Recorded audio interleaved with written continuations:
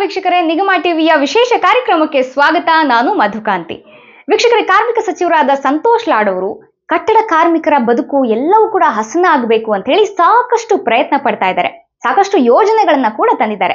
ಆದ್ರೆ ಈ ಯೋಜನೆಗಳನ್ನ ಯಾವ ರೀತಿ ನಾವು ಪಡ್ಕೊಳ್ಬೇಕು, ಯಾವೆಲ್ಲ ರೀತಿಯಲ್ಲಿ ನಾವು ಉಪಯೋಗಿಸಬೇಕು ಅಂತ ಹೇಳಿ ಇನ್ನೂ ಸಾಕಷ್ಟು ಜನರಿಗೆ ಗೊತ್ತಿಲ್ಲ, ಅವೇರ್ನೆಸ್ ಇಲ್ಲ, ಅಥವಾ ಸಾಕಷ್ಟು ಕನ್ಫ್ಯೂಷನ್ಸ್ಗಳಿದೆ. ನಮ್ಮ ಚಾನೆಲ್ನ ಮುಖಾಂತರ, ನಮ್ಮ ವಾಹಿನಿ ಮುಖಾಂತರ ಹಿಂದಿನ ವಿಡಿಯೋಸ್ಗಳಲ್ಲಿ ಈ ಎಲ್ಲಾ ಕನ್ಫ್ಯೂಷನ್ಸ್ಗಳನ್ನ ನಾವು ಕ್ಲಿಯರ್ ಮಾಡಿದ್ದೀವಿ. ಹಾಗೆ ಇನ್ನಷ್ಟು ಮಾಹಿತಿಗಳನ್ನ ಇವತ್ತಿನ ಈ ಒಂದು ಎಪಿಸೋಡ್ ನಲ್ಲಿ ಕೊಡ್ತಾ ಹೋಗ್ತೀವಿ. ಬನ್ನಿ ನೋಡೋಣ. ಸರ್ ನಮಸ್ಕಾರ, ನಿಮ್ಮ ಹೆಸರು? ನಮಸ್ಕಾರ ಮೇಡಮ್, ನಮ್ಮ ಹೆಸರು ಜೈ ಭೀಮ್ ಅಂತ. ಜೈ ಭೀಮ್ ಅಂತ. ಎಷ್ಟು ವರ್ಷದಿಂದ ಕೆಲಸ ಮಾಡ್ತಾ ಇದ್ದೀರಾ? 10-12 ವರ್ಷದಿಂದ ಕೆಲಸ ಮಾಡ್ತಾ ಇದ್ದೀರಾ? 12 ವರ್ಷದಿಂದ ಕೆಲಸ ಮಾಡ್ತಾ ಇದ್ದೀರಾ. ನಿಮ್ಮ ಹೆಸರು? ಮುತ್ತುರಾಜ್. ಮುತ್ತುರಾಜ್, ಎಷ್ಟು ವರ್ಷದಿಂದ ಕೆಲಸ ಮಾಡ್ತಾ ಇದ್ದೀರಾ? 7-8 ವರ್ಷ ಆಯ್ತು ಮೇಡಮ್. 7-8 ವರ್ಷದಿಂದ ಕೆಲಸ ಮಾಡ್ತೀರಾ. ಈ ಗಾರೆ ಕೆಲಸ? ಗಾರೆ ಕೆಲಸ, ಟೈಲ್ಸ್. ಅವಾಗ ಗಾರೆ ಕೆಲಸ ಮಾಡ್ತಿದ್ವಿ, ಇವಾಗ ಮೇಸ್ತ್ರಿ ಬಂದಾಲಿಂದ ಟೈಲ್ಸ್ ಕೆಲಸ ಬರ್ತಾ ಇದೆ. ಸೊ ಯಾವ ರೀತಿಯಾಗಿ ನಿಮ್ಗೆ ರಿಸ್ಕ್ ಇದು ಕೆಲಸ ಎಲ್ಲ? ತುಂಬಾ ರಿಸ್ಕ್ ಮೇಡಮ್. ಇದು ಔಟ್ ಸೈಡ್ ಕೆಲಸ ಮತ್ತು ಪೇಂಟ್ ಕೆಲಸ ತುಂಬಾನೇ ರಿಸ್ಕ್ ರೀ. ಮತ್ತು ನಮಗೆ ಯಾವುದು ಸೇಫ್ಟಿ ಇಲ್ರಿ. ಹೊರಗಡೆ ಪೇಂಟ್ ಮಾಡ್ಬೇಕಾಯ್ತಂದ್ರೆ ತುಂಬಾನೇ ರಿಸ್ಕ್ ಆಗುತ್ತೆ ರೀ. ಯಾಕೆ ನಮಗೆ ಜೀವ ಜೊತೆ ಆಟ ಆಡ್ತಾ ಇರ್ತೇವೆ. ಪೇಂಟ್ ಕೆಲಸ ಅಂತಂದ್ರೆ ಒಂದು ಜೀವ ಜೊತೆ ಆಟ ಆಡ್ದಂಗೆ. ಹೊರಗಡೆ ಮೇಲೆ 5-10 ಫ್ಲೋರ್ಲಿಂದ ಹಗ್ಗಲಿಂದ ಕೆಳಗಡೆ ಇಳಿತೇವೆ.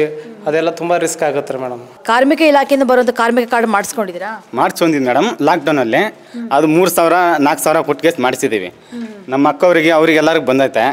ನಮಗೆ ಬಂದದ್ದು ಅದು ರಿನ್ಯೂವಲ್ ಆಗಿಲ್ಲ ಕಾರ್ಡು, ಹಂಗಿದೆ. ಲಾಂಬ್ಲೆನ್ಸ್ ಮಾಡಿಸಿದ್ವಿ, ಅವರಿಗೆಲ್ಲ 2-2 ಸಾವಿರ 3-3 ಸಾವಿರ ಬಂದಿದೆ. ಇಲ್ಲ, ಮಾಡಿಸ್ಕೊಂಡಿಲ್ಲ ಮೇಡಮ್, ನಮ್ಮ ಹತ್ರ ಬಂದಿಲ್ಲ. ನೀವು ಮತ್ತೇನಾದ್ರು ಬಿದ್ದು ಏಟು ಗಿಟಾರು ಏನು ಮಾಡ್ತೀರಾ? ಏನು ಮೇಡಮ್, ಆಸ್ಪತ್ರೆ ತೋರಿಸ್ಕೋಬೇಕಾಗತ್ತೆ. ಪ್ರೈವೇಟಲ್ಲಿ 10-20 ಸಾವಿರ ರೂಪಾಯಿ ಖರ್ಚು ಬರುತ್ತೆ ರೀ. ಲಕ್ಷಗಟ್ಟಲೆ ಖರ್ಚು ಬರ್ತದೆ. ಅದೆಲ್ಲ ನಮ್ಮ ಕೈಲಿಂದ ಮಾಡಿಸ್ಕೋಬೇಕು. ಹಣ ಎಲ್ಲ ಬಂದಿದೆ ಇಲಾಖೆಯಿಂದ? ನಮಗೂ ಏನು ಬಂದಿಲ್ಲ. ಅವರು ಮಾಡ್ತಿದ್ರು ಕಾರ್ಮಿಕ ಕಾರ್ಡ್ರು. ಅವರು ಮಾಡಿಸಿದ್ರು, ದುಡ್ಡು ತಗೊಂಡು ಆ ಕಡೆ ಹೋಗ್ಬಿಟ್ರು. ಆವಾಗ ಅವರು ಯಾರು ಪತ್ತೆ ಹಚ್ಚಿದ್ರು, ಅವ್ರು ಯಾರು ಹಿಡ್ಕೊಟ್ರು. ಆವಾಗ ಅವ್ರು ಸಿಗಲಿಲ್ಲ, ಯಾರು ಓಡಿಸ್ಬಿಟ್ರು ಅಂತ ಅವ್ರು ಹೋಗ್ಬಿಟ್ರು ಬೇರೆ ಕಡೆ. ಯಾರಿಗೂ ದುಡ್ಡು ಕೊಟ್ಟು ಏನು ಮಾಡಿಸ್ಕೊಳಕ್ಕೆ ಹೋಗ್ಬೇಡಿ ಆಯ್ತಾ. ನಿಮಗೆ ಅಂತ ಫ್ರೀಯಾಗಿ ಮಾಡಿಕೊಡ್ತಾರೆ. ನಿಮಗೆ ಕಾರ್ಮಿಕ ಇಲಾಖೆಗೆ ಹೋಗಿ ನೀವು ಕಾರ್ಡ್ ಮಾಡಿಸ್ಕೊಂಡ್ರಿ ಅಂತಂದರೆ, ನೀವು ಯಾವ ಏರಿಯಲ್ಲಿ ಇರ್ತೀರೋ ಈ ಟೋಲ್ ಫ್ರೀ ನಂಬರ್ ಕಾಲ್ ಮಾಡಬೇಕು. 155-214ಗೆ ಕಾಲ್ ಮಾಡಿದ್ರಿ ಅಂತಂದರೆ ನಿಮ್ಮ ಏರಿಯಾಗೆ ಎಲ್ಲಿ ಬರುತ್ತೆ ಕಾರ್ಮಿಕ ಇಲಾಖೆ ಅಂತ ಹೇಳ್ತಾರೆ. ಅಲ್ಲಿ ಹೋಗಿ ನೀವು ಕಾರ್ಮಿಕ ಕಾರ್ಡ್ ಮಾಡಿಸ್ಕೊಂಡ್ರಿ ಅಂದರೆ ಸಾಕಷ್ಟು ಫೆಸಿಲಿಟಿ ಕೊಡ್ತಾ ಇದ್ದಾರೆ. ಈ ಕಟ್ಟಡ ಕಾರ್ಮಿಕರು ಇದಾರಲ್ಲ, ಅವ್ರಿಗೆ ಅಂದರೆ ಸಾಕಷ್ಟು ಫೆಸಿಲಿಟಿಗಳನ್ನು ಕೊಡ್ತಾ ಇದ್ದಾರೆ. ರಿನ್ಯೂವಲ್ ಮಾಡಿಸಿ ಕಾರ್ಡ್ನ ಎಲ್ಲಿ ರಿನ್ಯೂವಲ್ ಮಾಡಿಸ್ಬೇಕು ಏನು ಎತ್ತ ಅಂತ ಒಂದು ಟೋಲ್ ಫ್ರೀ ನಂಬರ್ ಇದೆ. ಇದಕ್ಕೆ ನೀವು ಕಾಲನ್ನು ಮಾಡಿದ್ರೆ ಎಲ್ಲಿ ರಿನ್ಯೂವಲ್ ಮಾಡಿಸ್ಬೇಕು ಏನು ಎತ್ತ ಅಂತ ಹೇಳ್ತಾರೆ. ಯಾರಿಗೋ ದುಡ್ಡು ಕೊಟ್ಟು ರಿನ್ಯೂವಲ್ ಮಾಡಿಸ್ಬೇಕು ಅದೆಲ್ಲ ಏನು ಇರಲ್ಲ ಆಯಿತಾ.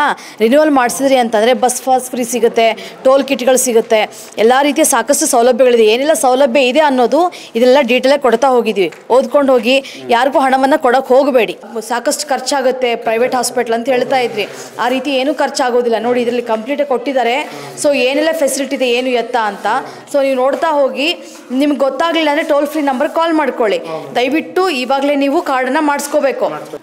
ಇವಾಗ ಪಬ್ಲಿಕ್ ಆಯ್ತಲ್ಲ ಮೇಡಮ್, ಎಲ್ಲರಿಗೂ ಕಾರ್ಮಿಕ ಕಾರ್ಡ್ ಮಾಡಿಸ್ತಾವ್ರೆ, ಬಸ್ ಮಾಡಿಸ್ತಾವ್ರೆ, ಬಸ್ ಫ್ರೀ ಅಂತ ಎಲ್ಲರೂ ಮಾಡ್ತಾ ಇದ್ರು. ಅವಾಗ ಪಬ್ಲಿಕ್ ಆಯಿತು. ಆಮೇಲಿಂದ ಅವರು ಹೋಗ್ಬಿಟ್ರು ಬೇರೆ ಕಡೆ. ಅವರು ಎಲ್ಲ ತೆಗೆದಾಕ್ಬಿಟ್ರು. ಆಮೇಲೆ ನಮ್ಮದು ಕಾರ್ಡುಗಳು ಒಬ್ಬರಿಗೆ ಬಂದಿತ್ತು, ಬಲ್ಲಾರ್ದವ್ರಿಗೆ ಹಂಗೆ ಆಯಿತು ಮನೇಲೆಲ್ಲ. ಓಕೆ, ಇವಾಗ ನಿಮಗೆ ಬಂದಿದೆ ಕಾರ್ಡು? ಬಂದಿದೆ ಅಮ್ಮ. ಓಕೆ, ಏನೇನು ಫೆಸಿಲಿಟಿ ತೊಗೊಂಡಿರಿ ಇಲ್ಲಿವರೆಗೂ ನೀವು? ತೊಗೊಂಡಿದ್ದೀನಿ ಮೇಡಮ್. ಅದೇ ಆವಾಗ ಲಾಕ್ಡೌನ್ ಅವ್ರು ಏನೇನೋ ಕೇಳಿದ್ರು, ಅವಾಗೆಲ್ಲ ಕೊಟ್ಟಿದ್ದೇವೆ. ಇವಾಗ ಅಂತೂ ಅದು ಇನ್ನೂ ರಿನ್ಯೂವಲ್ ಆಗಿಲ್ಲ ಕಾರ್ಡು. ಗೌರ್ಮೆಂಟ್ ಇಷ್ಟೆಲ್ಲ ಫೆಸಿಲಿಟಿ ಕೊಡ್ತಾ ಇದೆ ಅಲ್ಲ, ಏನು ಹೇಳಕ್ಕೆ ಇಷ್ಟಪಡ್ತೀರಿ ಕಾರ್ಮಿಕ ಇಲಾಖೆಗೆ? ಕಾರ್ಮಿಕ ಇಲಾಖೆಗೆ ತುಂಬ ಧನ್ಯವಾದಗಳು ಹೇಳ್ತೇವ್ರಿ. ಇನ್ನೂ ಹೆಚ್ಚಿನ ಫೆಸಿಲಿಟಿ ಕೊಟ್ಟು ನಮಗೆ ಕೂಲಿ ಕಾರ್ಮಿಕರಿಗೆ ಹೆಚ್ಚಿನ ಅನುಕೂಲ ಮಾಡಿಕೊಳ್ಳಿ ಅಂತೇಳಿ ನಾವು ಗೌರ್ಮೆಂಟ್ ಹತ್ರ ಬೇಡ್ಕೊಳ್ತೇವೆ. ಆಮೇಲೆ ಯಾರಾದರೂ ಈಗ ನಾವು ಕಟ್ಟಡ ಕೆಲಸ ಮಾಡ್ತಾ ಇದ್ವಿ ಹಾಗೆ ಅಂತ ಸುಳ್ಳು ಹೇಳ್ಕೊಂಡು ಒಂದಿಷ್ಟು ಜನ ಕಾರ್ಡ್ ಮಾಡ್ಕೊಂಡಿರ್ತಾರೆ. ಅವ್ರಿಗೂ ಅವೇರ್ನೆಸ್ನ ಕ್ರಿಯೇಟ್ ಮಾಡಿ. ಯಾಕಂದರೆ ಸುಳ್ಳು ಹೇಳ್ಕೊಂಡು ಏನಾದ್ರು ಕಾರ್ಡನ್ನ ತೆಗೆದುಕೊಂಡ್ರೆ ಇಲಾಖೆಯ ಕಡೆಯಿಂದ ಕಾನೂನು ರೀತಿಯಲ್ಲಿ ಕ್ರಮವನ್ನು ಕೈಗೊಳ್ಳಲಾಗುತ್ತೆ. ಸೊ ದಯವಿಟ್ಟು ಯಾರು ಕೂಡ ಫೇಕ್ ಕಾರ್ಡ್ಗಳು ಇತ್ತು ಅಂದರೆ ಇಲಾಖೆಗೆ ವಾಪಸ್ ಮಾಡಿಬಿಡುವಂಥದ್ದು ಉತ್ತಮ. ಅರ್ಹತೆ ಏನೆಲ್ಲ ಇರಬೇಕು ಅಂದರೆ, ನೋಂದಣಿ ಪೂರ್ವದ 12 ತಿಂಗಳಲ್ಲಿ ಕಟ್ಟಡ ಮತ್ತು ಇತರೆ ನಿರ್ಮಾಣ ಕಾಮಗಾರಿಗಳಲ್ಲಿ ಕನಿಷ್ಠ 90 ದಿನಗಳ ಕಾಲ ಕೆಲಸವನ್ನ ನಿರ್ವಹಣೆ ಮಾಡಿರಬೇಕು. ಇನ್ನು ಅವರ ವಯಸ್ಸು 18ರಿಂದ 60 ವರ್ಷದ ಒಳಗಡೆ ಇರಬೇಕು.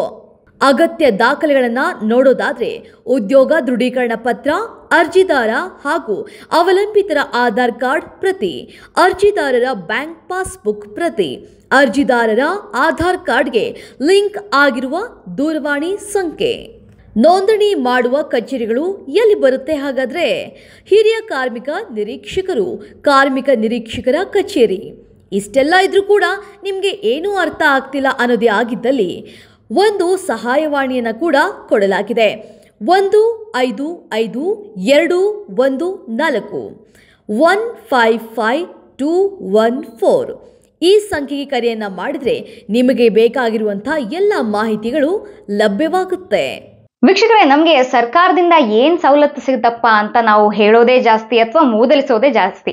ಆದ್ರೆ ಕಾರ್ಮಿಕ ಇಲಾಖೆ ಮಾತ್ರ ನಾವು ಕಾರ್ಮಿಕರ ಪರವಾಗಿದ್ದೀವಿ, ನಿಮ್ಮ ಜೊತೆಯಾಗಿದ್ದೀವಿ ಅಂತ ಹೇಳಿ ಕಾರ್ಮಿಕ ಇಲಾಖೆ ಕಡೆಯಿಂದ ಸಾಕಷ್ಟು ಯೋಜನೆಗಳನ್ನ ತಂದಿದೆ. ಹಾಗಾಗಿ ನೀವು ಕೂಡ ಕಟ್ಟಡ ಕಾರ್ಮಿಕರಾಗಿದ್ರೆ ಈ ಎಲ್ಲ ಯೋಜನೆಯ ಸದುಪಯೋಗವನ್ನ ಪಡ್ಕೊಳ್ಳಿ ಅಂತ ಹೇಳ್ತಾ ಇವತ್ತಿನ ವಿಶೇಷ ಕಾರ್ಯಕ್ರಮವನ್ನ ಮುಗಿಸ್ತಾ ಇದ್ದೀವಿ. ಹೆಚ್ಚಿನ ಅಪ್ಡೇಟ್ಸ್ಗಳಿಗಾಗಿ ನೋಡ್ತಾ ಇರಿ ನಿಗಮ ಟಿವಿ.